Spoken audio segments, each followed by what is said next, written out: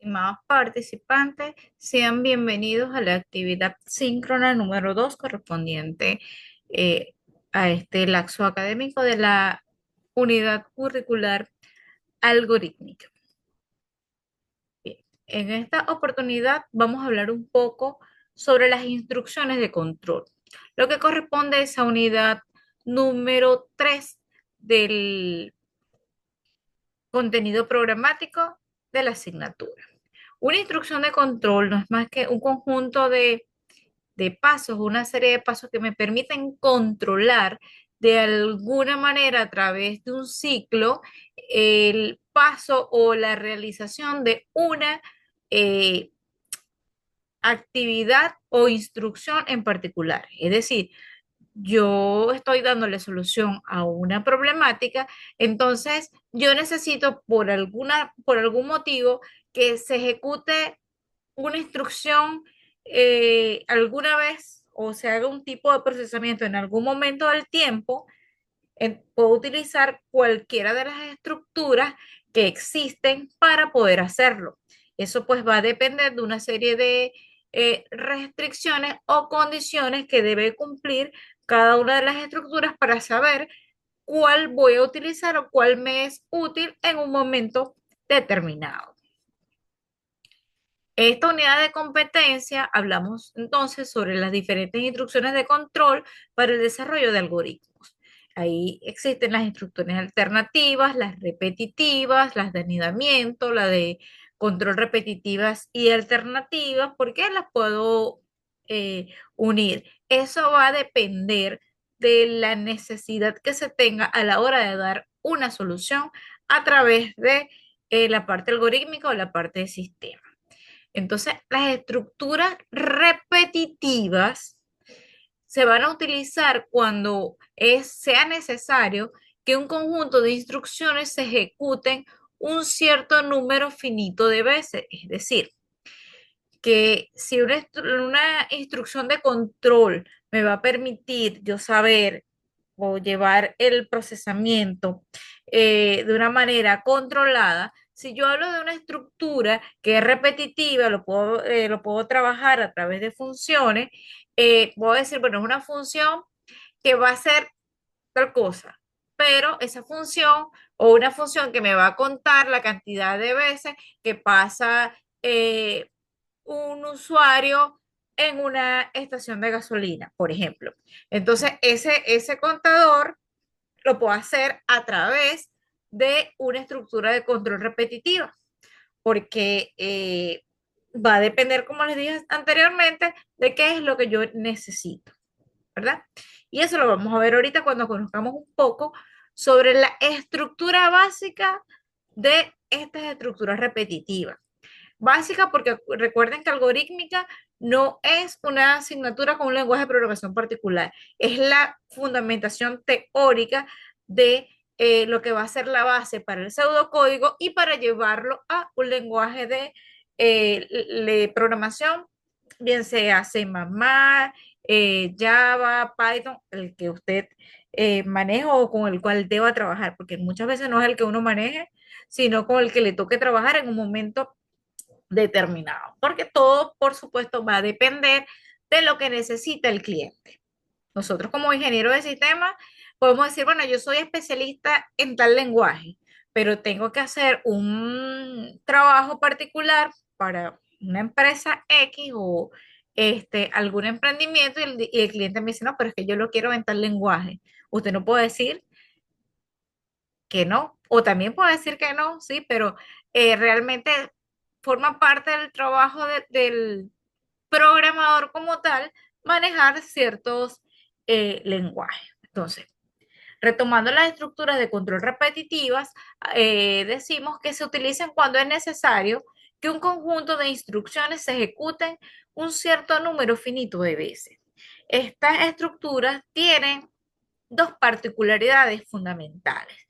Una que deben tener un punto de partida y otra que debe cumplirse una condición. El punto de partida porque va a marcar el inicio desde el momento en el que se va a iniciar esta estructura y la condición que me va a permitir evaluar si continúo ejecutando la estructura o si por el contrario dejo de usarla. La primera estructura que tenemos es la sentencia for o la sentencia para. Esta es una estructura que me permite a mí medir eh, el número o me permite mostrar una X cantidad de acciones siempre y cuando yo conozca el número de veces que se va a repetir la acción. Esta estructura tiene una particularidad, que trabajamos aquí con contadores y acumuladores. Los contadores y acumuladores son variables. La variable, el contador, simplemente me va a permitir contar eh, lo que yo necesite en ese momento. Es contar. Voy sumando de uno en uno, de dos en dos, de tres en tres. Va a depender de lo que es, e inclusive puedo hasta decrementar, pero va a depender de lo que esté haciendo. Y el acumulador simplemente es una variable en la cual yo voy guardando una información eh, y la puedo ir modificando hasta que el producto final de eso va a ser la última información que yo guarde. Entonces, la estructura for tenemos que podemos inicializar una variable. Esa variable tiene que ser una variable índice y un valor, y esa variable índice debe ser menor o igual que el valor. Si ese menor o igual del valor es sí, entonces yo voy a ejecutar una acción y voy a incrementar la variable. Y vuelvo otra vez a mi ciclo. El ciclo está al inicio. Si vuelvo a preguntar, la variable es mayor o igual, entonces cuando sea mayor, cuando no se cumpla la condición, cuando sea igual o sea mayor, entonces me va a decir que no y va a salir de ese ciclo y va a seguir ejecutando las instrucciones que correspondan. Por ejemplo, o a nivel de pseudocódigo lo manejamos de esta manera. Desde que i, que es mi variable contador, sea igual a cero, porque la debo inicializar, todas las variables se inicializan, bien sea en cero o en uno, lo que yo necesito. Por lo general la inicializamos en cero. Entonces, desde i igual cero hasta 100, entendamos aquí que esta sentencia yo siempre voy a conocer cuándo voy a parar. Es decir, yo siempre voy a conocer hasta cuándo va a ser el ciclo. Entonces, él va a ser un ciclo desde i0 hasta que llegue a 100. ¿Qué va a hacer? La acción 1 ejecuta la acción 2, la acción 3 y la acción n. Luego que él ejecute esa serie de acciones, entonces ese contador yo lo voy a inicializar. Entonces ese i, que en este caso tiene 0, más 1, entonces ahora tiene 1 y vuelvo otra vez el ciclo. Y vengo haciendo este ciclo 100 veces. Cuando él llega a 100, es decir, que i es mayor o igual que cuando llega al ciclo, al valor 101, él ya no va a ejecutar la acción porque ya no está aquí. Entonces sale del ciclo a hacer lo que corresponda. Un ejemplo sencillo es si yo quiero construir un algoritmo que reciba los salarios de 25 profesores de una universidad y para obtener el total de la nómina. Entonces, tengo un inicio y tengo un fin, porque los algoritmos son finitos, deben tener inicio, deben tener fin. Lo estamos viendo aquí a través de un diagrama de flujo. Tengo una variable que se llama nómina, que inicializo en cero, y tengo mi contador i, que inicializo en 1. Inicio mi estructura repetitiva. Si i es menor o igual que 25, entonces si es sí, voy a imprimir el salario porque lo voy a preguntar y tengo una variable que se llama non, que es un acumulador que va a, eh, perdón, que va a almacenar lo que tiene nómina en ese momento más el salario. Y luego tengo mi contador que lo voy a incrementar. Y así voy haciendo el trabajo hasta que llegue a 25. Cuando voy al número 26, él me dice que ya no cumple la condición, entonces sale de la condición y puedo imprimir el total de la nómina.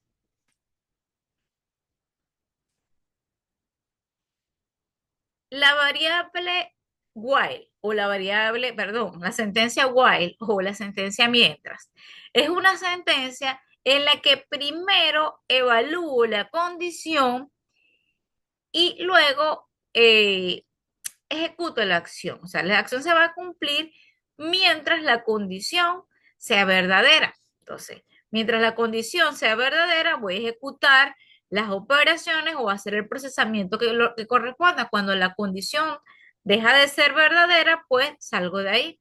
Entonces, su estructura a nivel algorítmica es mientras coloco la condición, ejecuto las acciones y fin mientras. Entonces, él se va a ejecutar mientras esa condición sea verdadera. Por ejemplo, construye un algoritmo que al recibir como datos los pagos efectuados en el último mes permite obtener la suma de los mismos. Tengo acá un diagrama de flujo donde tengo un algoritmo que tiene un inicio y un fin. Tengo una variable llamada SPAT, que es un acumulador, y leo el pago. Pregunto, ¿el pago es distinto de cero? Sí, si es sí, a mi variable acumulador le coloco el valor que tenía en ese momento, que es cero, más lo que leí del pago. Y luego imprimo el pago y voy en mi ciclo hasta que diga que no. Cuando sea no, lo único que voy a hacer es imprimir lo que tenía la variable SPA, que es el acumulador.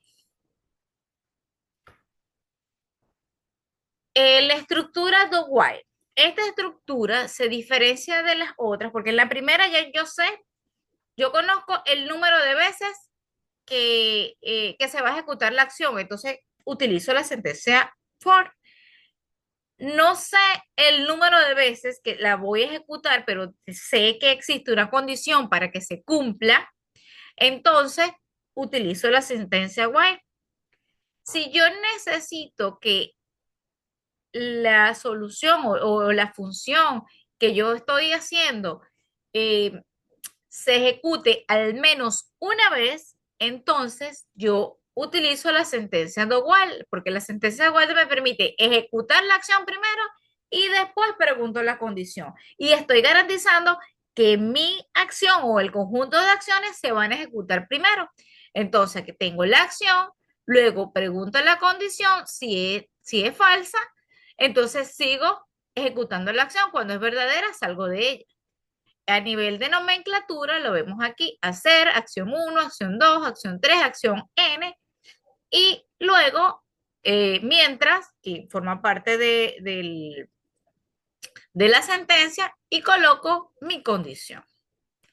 Un ejemplo sencillo, un algoritmo que permite recibir los salarios de los profesores y obtenga la nómina y obtenga tanto la nómina como el salario promedio. Entonces, tengo un inicio, un fin, inicializo mis variables, leo los salarios, hago mi procesamiento de la acumulación y el contador, leo nuevamente el salario y ejecuto mi condición. Si el salario es distinto de cero, si es sí, sigue haciendo el procesamiento. Cuando sea no, lo que va a calcular es el promedio y luego imprime el, el promedio más lo que tenga en nómina.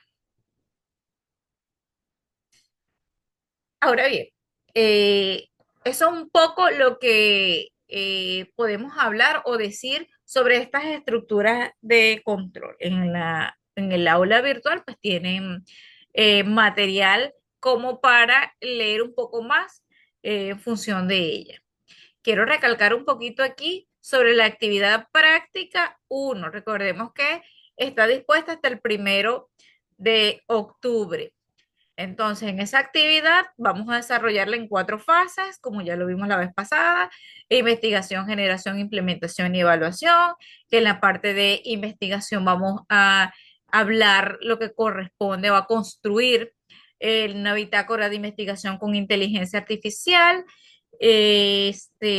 Posteriormente, en la parte de generación, vamos a desarrollar el algoritmo de la asignación de rutas de transporte estudiantil, que tiene una serie de condiciones y restricciones. Por supuesto, lo van a hacer utilizando la inteligencia eh, artificial, pero también evaluando cada uno de los pasos, los procesos sobre los cuales lo van a hacer. Eh, y de hecho tienen que hacer o dar una reflexión a ciertas eh, preguntas que se hacen en la actividad.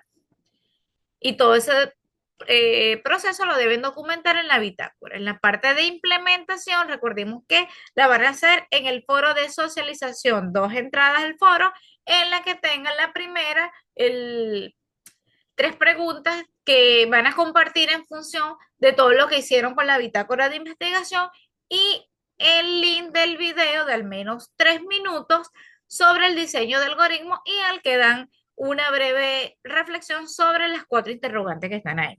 Recordemos que esta actividad lo van a hacer a través del foro de socialización, solo en la fase 3 de implementación.